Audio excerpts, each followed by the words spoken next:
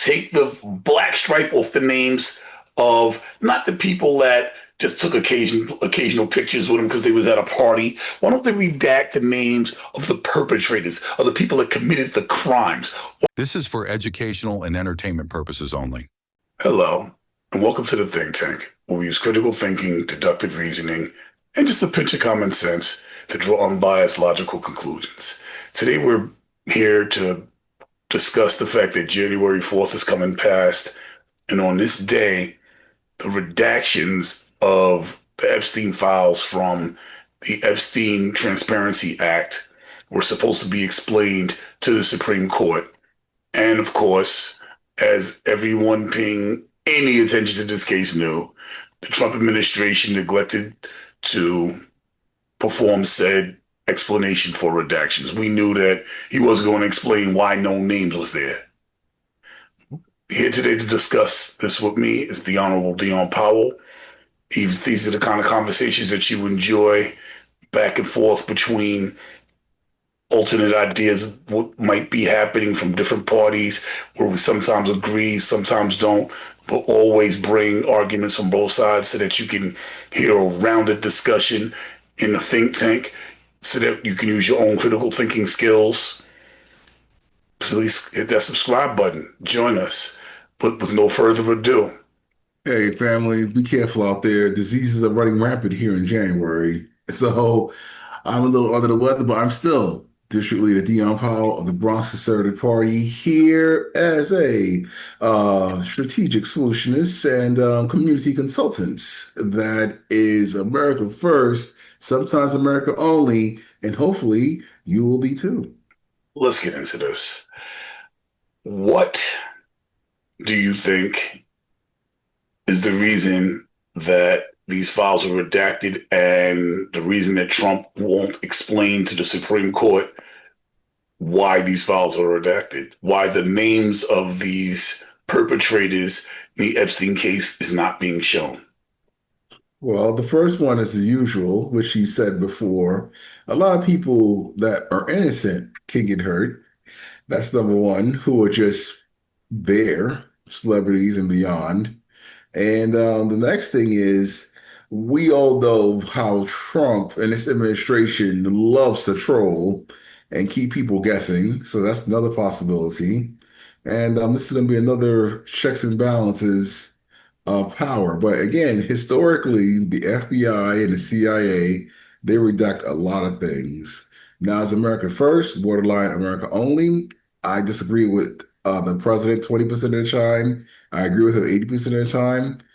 Me, like a lot of the people over here, believe that this could be handled much differently because we were hoping that, promises made would be promises kept. And it's just surrounded with more intrigue, unfortunately. So let's dig into a little of that. I don't quite comprehend trolling child molestation victims. It's never about the victims. I've got that one. It's never about the victims. Don't let the play on your emotions, family. But that's who he's trolling. That's who's requesting that this information gets released. So that's who he's trolling. So for you, it's not about the victims, but that is who he's trolling. No, he's not. He's trolling the public at large, but that's no story. He always does that. Well, okay, so the victims are just an inconsequential, according to you, piece of or fraction of the people that are being trolled, because those are the ones fighting for the files to be released. The public's not fighting. The public's demanding. They're fighting. They're literally in court fighting to get these files released. So if he's trolling them. They're the ones that are fighting. The public are demanding it. They want it, but they're the ones fighting. So they're the ones being trolled. Let's be clear. We know that the victims are being used as a political pawn and leverage any which way as possible to hurt the president of the United States. This whole scenario is to do what? Hurt President Trump. This whole scenario that he created by bringing together an administration that made their name in talking about exposing people behind the Epstein case and exposing these files, like his Secretary of State, like his Department of Justice head, like like the head of the FBI, his administration, Pam Bondi, Cash Patel, all of these guys that he brought in specifically because they made their name talking about exposing these very files that are now hiding the files. And this is what you call trolling. He created the situation. People like me didn't even know who this dude was. I heard of him in passing, but I wasn't paying attention to this guy. Trump made this a big deal. So now saying that nothing to see here seems a little strange. It Well, doesn't these seem are bizarre to you that he brought together an administration that harped on the Epstein files and now don't want to show them and want to redact the very names of the people that they said they were going to expose. all right. This is one of the reasons why people suspect Dan Bongino stepped down, resigned, whatever you want to call it. Again, I don't agree with the way this Dan Bongino, the deputy FBI former, director, the former, one yeah, under Pam Bond, the one under Cash Patel, that Dan Bongino. right. So he's one of the people that harped on it. And obviously, when he's elected and once appointed, he was behind the curtain, didn't like the way it was, excuse me, how it was handled, and he stepped down. So and these are some of the hiccups that's along the way with these files, unfortunately. But again, the fallback could be that the previous administration held on to them for 4 years and didn't do anything. So what could possibly be there if it wasn't important enough to use against President Trump? Well, obviously, whatever's there is not being exposed. It appears that the Democrats are pushing for it to be exposed. Democrats and Republicans alike. As a matter of fact, I believe they voted to expose these files. That vote was about a bill. The bill was called the Epstein Transparency Act. They literally created a law to expose these people. Democrats and Republicans of Congress were lock and step in doing so. As a matter of fact, out of the entire Congress, the House of Representatives and the Senate, only one person said, nah, we don't want to expose people. Other than that, all of the hundreds of other congressmen all agreed to expose the people and get this over with and put it behind us. Let these victims find peace. It took quite a fight to get there, but they all did it. As a matter of fact, President Trump himself signed this bill into law, being that it was veto proof anyway, because 3/4 of Congress can override a veto. So there was enough votes that even if he had vetoed it, it would have worked anyway. So vetoing it would have not done anything but make him look worse. So he did it. These people were supposed to find peace. We knew he wouldn't because we knew he was a part of the files. So we was able to use our critical thinking and deduce that he was not going to show the files because he was going to protect himself. Now, according to his one-time close associate, MJT, the Marjorie Taylor Greene lady, who was who's leading America First right now, Donald Trump is hiding and protecting his friends. So he's breaking the law to protect his friends, according to Marjorie Taylor Greene. Do you think that perhaps that's the reason, the fact that he's protecting his friends, that he's breaking the law and not exposing who these redacted names are? Well, Marjorie Taylor Greene should be soon out of Congress because that's what she's going to do this year. Um, it's a possibility, yes. His friends and other people of power and predominance that he's encountered, and they probably are putting the pressure on him behind the scenes, potentially. So, again, like I said, it's a valid point. People may not be happy about it, but there are probably people whose names are there that just probably took a picture of Epstein innocently and did nothing, and to anyone at all. and that have a lot to lose being caught up in this. So it's a big reality versus perception. It's not about the victims because the victims are only brought out occasionally. Hey, it's about the victims. Oh, not anymore. Let's get Trump. And that's what people are seeing through. And so, So I have a um, suggestion. I have an idea. Why don't they unredact, take the black stripe off the names of not the people that just took occasional pictures with them because they was at a party. Why don't they redact the names of the perpetrators, of the people that committed the crimes? Why are they being protected? Why not show and expose the criminals that did unthinkable things to little children? well, that I can't answer. I mean, that No, I wouldn't the, think you could. I Because I mean, happen to like you. You're my friend. I would not be a it's friend with not you about the if you could. victims. That's why I keep telling you that it's not about the victims. So then unredact the names of the perpetrators and give the victims peace so we can move on. They don't have the excuse of we're trying to protect the victims. Clear the people that actually committed the crimes, arrest the perpetrators, because that's what's not done. They haven't arrested the perpetrators.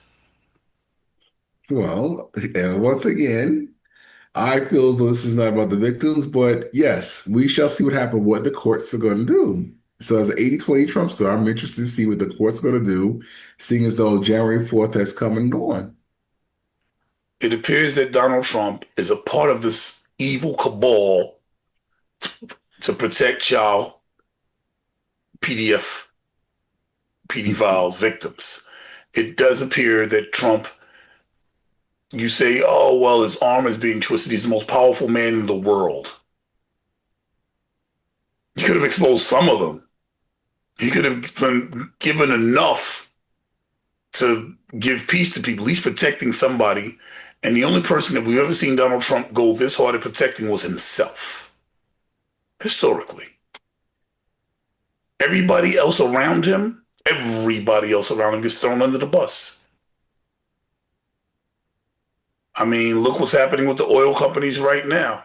Oh, yeah, we discussed it before we invaded Venezuela. He throws everybody under the bus. Look at the amount of people he's thrown under the bus. Elon Musk? Oh, come on in, man. Yo, thank you for your donation. I got you. Oh, now, I like gas cars, bro. Yeah. Come on to the White House, man. I'll do a television commercial for you, but I like gas cars. I mean, look at the people he throws under the bus. So if he's protecting some person, if he wouldn't protect the interests of the person that paid for him to get into office, who do you think he's protecting other than himself? Well, again, there's other, as they say, I don't like to say this phrase, powers that be that may need protection. And this is all guilty in the court of public opinion and not a court of law. So this whole Epstein files situation has been bungled, in my opinion, and compromised. But he's broken laws to protect these people. Laws he himself signed into place to protect these people. He's literally broken the law twice on this one just on this one instance. He's broken the law when he was supposed to expose the file, and then he broke the law when he was supposed to redact the names. So he's already committed two felonies about this law in the last month. And what's the constitutional consequence of that? That means that Congress has to do what? Impeach him again. But nobody's going to take that seriously either.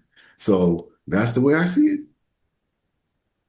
But just to be clear, he is committing felonies to protect. We say felonies 1,000 times. The general public opinions already discussed of the whole scenario. He used it too many times on Trump.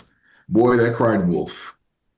He's already committed two felonies just to protect the worst of the worst. PDF files, PD files, people that are doing unthinkable things with children. He's already committed felonies to protect these perpetrators. That would be, just evidence and facts. These are not things that have to be tried in front of the court of law, in front of the Supreme Court. Did you break the law? He's like, we know there's a law. We know he didn't do it. He didn't expose the files.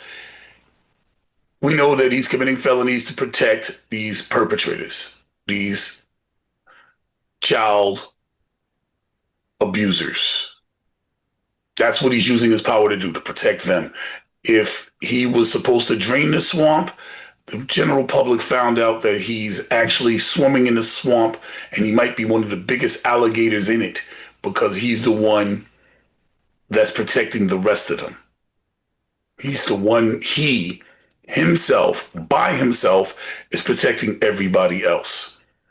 He's willing to go into other countries and commit regime change and acts of war to do regime change, but he won't drain the swamp in Washington. Character. You're using all this to destroy the man's character when we already know this. Oh my God, what am I doing? What am I using? Facts? Nobody cares. That's the point. Nobody cares. Because Congress is not serious. Congress is not going to impeach him, and they're going to keep it moving.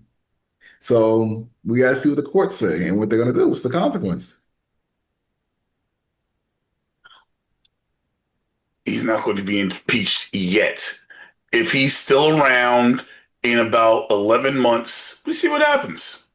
That it's not about the victims. And we all know this. It's not serious. It's about the fact that he's breaking laws.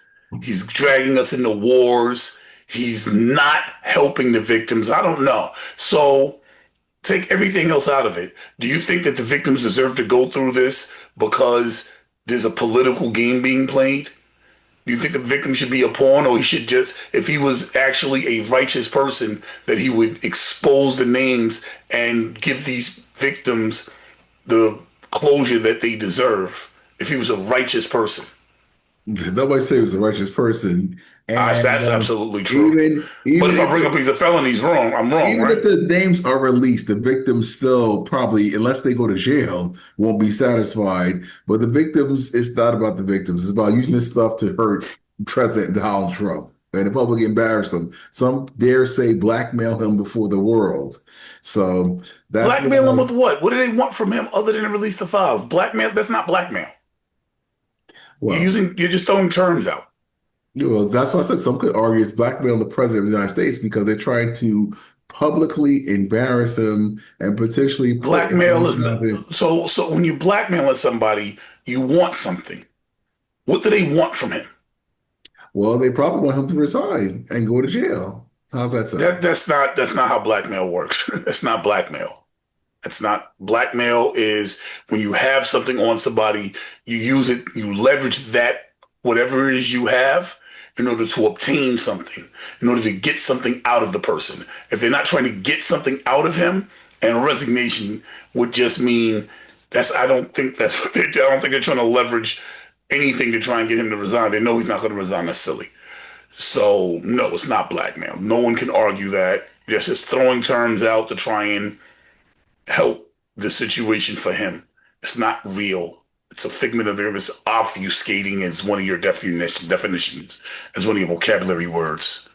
It's obfuscation. It's confusing the public. Anyhow, any closing statements? Well, we are the media, and now so are you, family. So it's your responsibility to take this content and share it so that others can like and subscribe, but most importantly, add their comments too. So we have to get rid of the rest because we are the people and we are the best. Yeah. All right. Guess that's it. This is Leo and Dion signing out.